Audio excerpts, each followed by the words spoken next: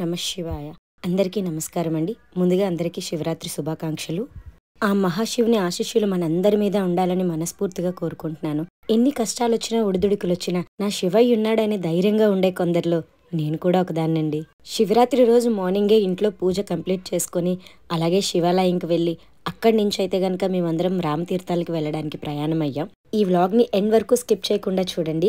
రామతీర్థాల గురించి, అక్కడ ప్రాముఖ్యత గురించి నేను కొన్ని తెలుసుకునే విషయాలన్నీ ఈ వ్లాగ్లో చెప్పాలనుకుంటున్నాను. మోక్షిత్ అండ్ హనీ కూడా నాతో పాటు మార్నింగే లేచి పూజ కంప్లీట్ చేసేసుకున్నారు. ఇక్కడ శివాలయంలో హనీని చూడండి, ఎంత చక్కగా శివునికి నమస్కరిస్తున్నాడో.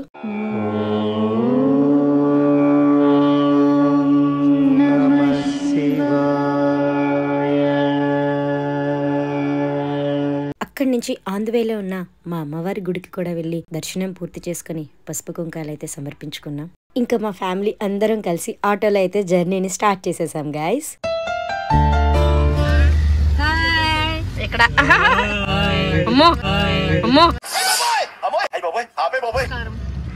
నమస్తే.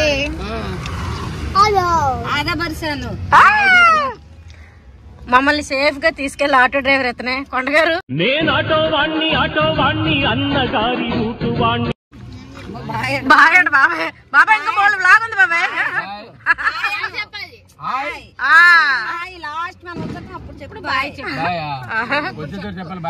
మార్నింగ్ స్టార్ట్ అవ్వడమే కొంచెం లేట్ అయిపోయింది గైస్. మధ్యాహ్నం అక్కడికి వెళ్ళేటప్పటికి ఇంకా లేట్ అయిపోతుందని మేము టిఫిన్స్ కూడా కంప్లీట్ చేసేసాం. ఆన్ ద వేలో కొన్ని లొకేషన్స్ సూపర్ గా ఉన్నాయి గైస్. నాకైతే దిగి ఐదర్ పిక్చర్స్ లేదా రీల్స్ చేసేయాలనిపించింది, కానీ అప్పటికే చాలా టైం అయిపోతుంది. ఏం చేస్తాం.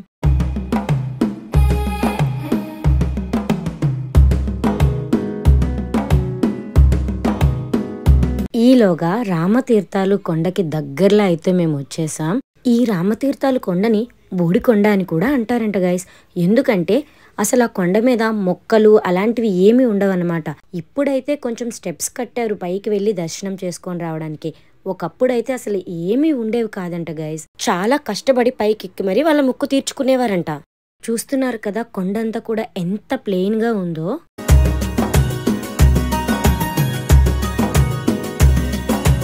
గుడి దగ్గరికి అయితే మేము రీచ్ అయిపోయాం. చూసారా అప్పటికే ఎంతమంది జనాలు ఉన్నారో. పురాతన ప్రసిద్ధ దేవాలయాల్లో ఈ రామతీర్థం ఒకటి. అప్పటి కాలంలో శ్రీకృష్ణుడు పాండవులకి దేవతా విగ్రహాలను తనే స్వయంగా ఇచ్చారంట. రాముడు వనవాసానికి వెళ్ళినప్పుడు ఇక్కడ సంచరించేవారంట. అప్పుడు ఆయన్ని వనవాస రాముడని, ఆ తర్వాత అయోధ్యకి వెళ్లారని, అప్పుడు ఆయన అయోధ్య రాముడని అనేవారని అక్కడ ప్రజలు చెప్తున్నారు. 16వ శతాబ్దంలో పూసపాటి సీతారామచంద్ర గజపతి అనే రాజుగారు కొలనులో శ్రీరాముడి విగ్రహాలు వెలికి తీయించారు కాబట్టి దీనిని రామతీర్థం అని అంటారంట. ఇంకా చాలా పెద్ద కథ ఉందంట గైస్, బట్ నాకు తెలిసింది మీతో షేర్ చేసుకున్నాను. ఇక్కడే మేము ఇప్పుడు వంట చేసుకొని తినబోతున్నాం. ఈ ప్లేస్ అంతా కూడా మీకు చూపిస్తాను, చూసేసేయండి. అవునా నిజమా అనేటట్టుంది తెలుసు.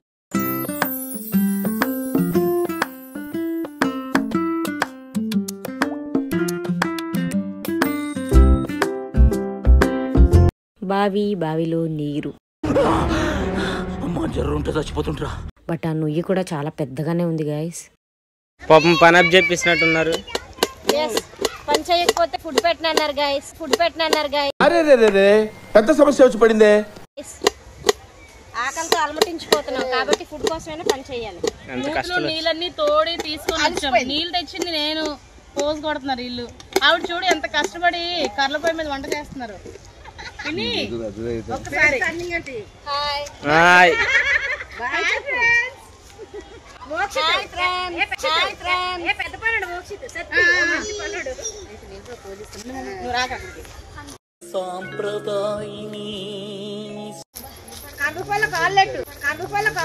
ఆ ఒక్క మాటతో లేచి 2 జేబుల్లో చేతులు పెట్టుకుని నడుచుకుంటూ వెళ్ళిపోతున్నాను. నేను ఎక్కడికి వెళ్తాను కూడా నాకు తెలియదు.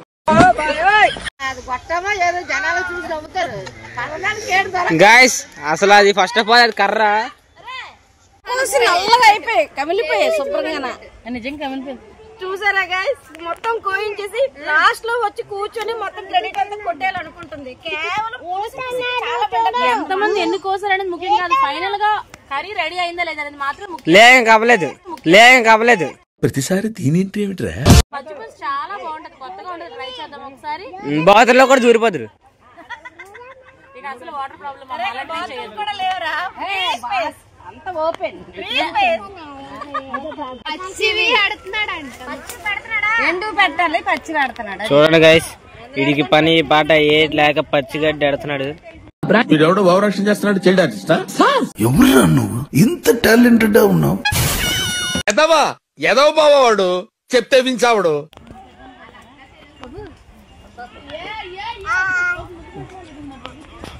ఒక పెద్ద పన్నుడు, మంచి పన్నుడు. ఖాళీ చేయండి ఎలాగా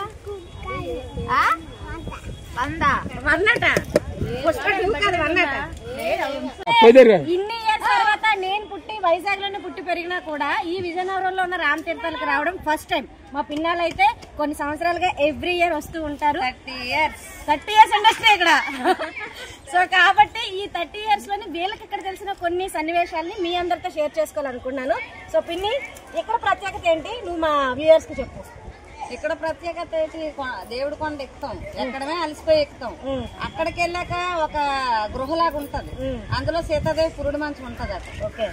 ఆ సీతాదేవి పురుడు మంచం చూడడానికి పిల్లలు పుట్టిన కాడ నుంచి పాకిన కాడ నుంచి మనం ముసలయ్యే వరకు ఏ విధంగా ఉంటామో అన్ని అవతారాలు ఎత్తుకుని లాస్ట్ కి వస్తాం ఆ గృహలో నుంచి బయటికి. మనిషి పుట్టిన దగ్గర నుంచి చనిపోయే వరకు వాళ్ళ లైఫ్ సైకిల్ మొత్తం కూడా మనం ప్రతి ఒక్కటి ఆ గృహలో నుంచి బయటకు వచ్చేసరికి మనం ఎన్ని అవతారాలు పుట్టిన కాడ నుంచి మనం చచ్చే వరకు ఎన్ని నాటకం నడుస్తాం, ఆకడం, బంగరడం, వేయడం, వంగోవడం అసలు అయితే వంగుంటాం, ఎట్టకు నిలబడతాం, అవన్నీ అందులో ఉంటాయి. Okay okay.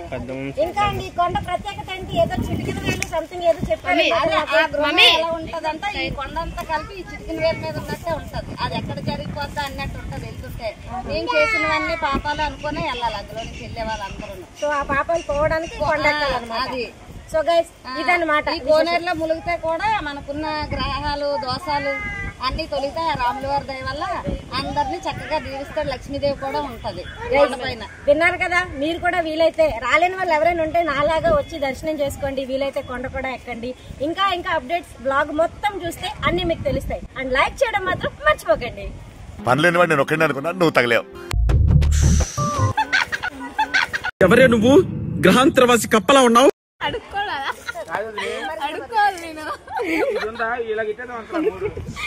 బిడ్డ ఏం చెయ్యాలో తెలియక, ఏం తినాలో తెలియక ఆకలితో అలమట ఆడుతున్నా ఒక పసిబిడ్డ.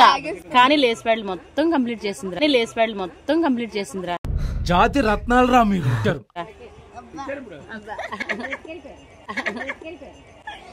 నవ్వు అనే మాటకి, భయంకరమైన మాటకి రెండింటికి అర్థం ఏమిటేనండి. చాలా భయంకరంగా నవ్వుతుంది. అయితే ఒకసారి నీ నవ్వు కూడా రిపీట్ చేద్దామా? ఎవరికైనా చూపించండి రా, వదిలేయకండి రా బాబు అని. అలాగా కామెంట్ లో పెట్టమంటారా? ఓకే, నువ్వు కూడా ఒకసారి నవ్వే, పోటీ పడదాం ఇద్దరికి. 1 2 3 స్టార్ట్. బాబు వైజాగ్ లో పిచ్చోళ్ళు హాస్పిటల్ లోనే ఉంటారనుకునేదాన్ని, కానీ నిన్ను చూసాకే తెలిసింది రోడ్డు మీద కూడా తిరుగుతున్నారు. పిచ్చోళ్ళు అందరినీ ఎక్కడే ఎట్టినట్టుంది. విజయనగరం రాముల వారి గుడికని తీసుకొచ్చి ఎండలో నడిపించి ఉల్లిపాయలు కోయించి మిరపకాయలు కోయించి వాటిని మళ్ళీ నాతోనే పిసికించి పులుసు పెట్టించి అదే ఆకులు మళ్ళీ నాతో ఎత్తించి పుణ్యమంతా నీదే తల్లి. నన్ను నా పిల్లల్ని చల్లగా చూడాలని మీరందరూ కోరుకోండి. నువ్వే ఎత్తాలంట ఆకులు. నీ కూతుర్లు ఇద్దరు ఎత్తాలి. మంచి మొగుళ్ళు వస్తారు. నాలో ఉన్న క్రియేటివిటీ మొత్తం బయటికి తీస్తా, నా తడాకా చూపిస్తా. అండ్ గైస్, ఇందాకలా కోనేరు చూపించాను కదా, ఆ నీరు చూడడానికి ఎంత డర్టీగా ఉన్నా ఆ వాటర్ వేస్తే తప్ప ఇక్కడ జావ్ అనేది ఉడకదంట గైస్. నార్మల్ వాటర్ వేసి ఎంతసేపు ఉడికించినా కూడా ఉడకదంట గైస్. ఆ వాటర్ పడితే తప్ప ప్రసాదం పూర్తవదంట. డైనింగ్ టేబుల్ అండి ఇది. నువ్వే వేయాలి. ప్లేట్ కనబడట్లేదు అని కూడా చెప్తాను.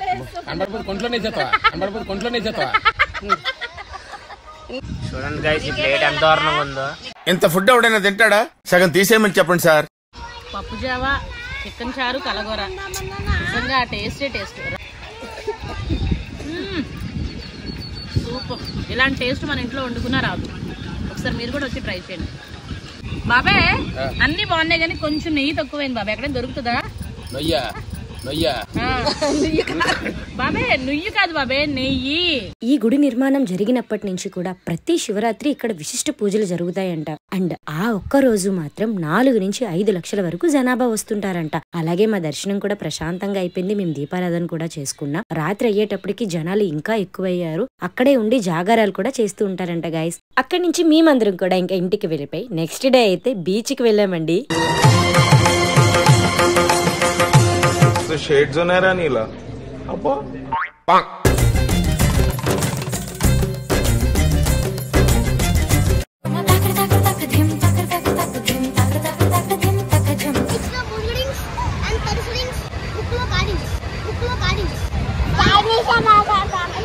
పెద్ద మాట అన్నాడు సరాడు. మాకు చైనా భాష రాదు. ఎక్కడికి వచ్చావు హనీ? ఎక్కడికి? బీచ్.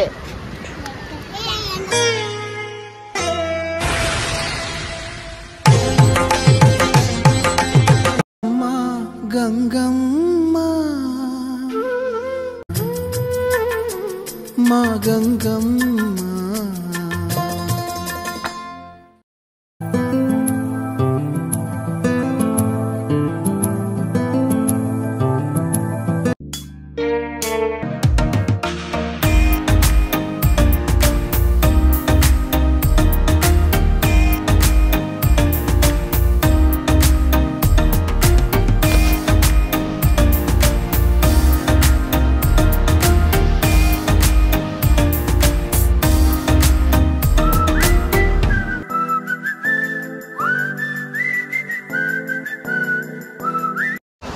ఇంటికి వెళ్ళిపోదామా? అని ఇంటికి వెళ్ళిపోదాం.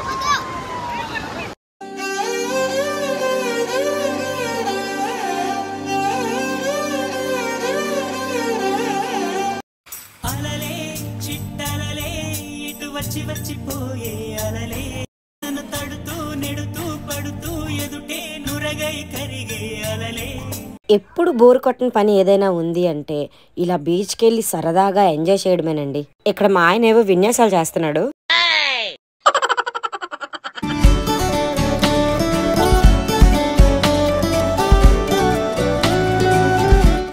చల్లగా స్నానం చేసి వేడివేడిగా మొక్కజొన్నలు తినేసి ఇంటికి వెళ్ళిన తర్వాత ఆ రోజు ఈవినింగ్ మా ఫ్యామిలీ అందరం కూడా లూడో ఆడుకున్నామండి. అంతమంది లూడో ఆడేటప్పటికే గేమ్ ఎప్పటికవుతుందో తెలియదని ఇక్కడ అందరివి కూడా మా అక్కయ్య వేసేస్తుంది చూడండి. అయినా పండగ రోజే కాదండి, ఫ్యామిలీ అంతా ఎప్పుడు కలిసినా కూడా పండగలాగే ఉంటుంది కదా. ఇందులో స్పెషల్ ఏంటంటే అసలు మాతో ఎప్పుడు సరదాగా కూడా కలవని మా అన్నయ్య మా తమ్ముడు కూడా మాతో పాటు కూర్చొని ఇంతసేపు ఓపికగా ఆడడం నిజంగా చాలా గ్రేట్. 10 మంది ఉండగా ప్రతిరోజు పండగే.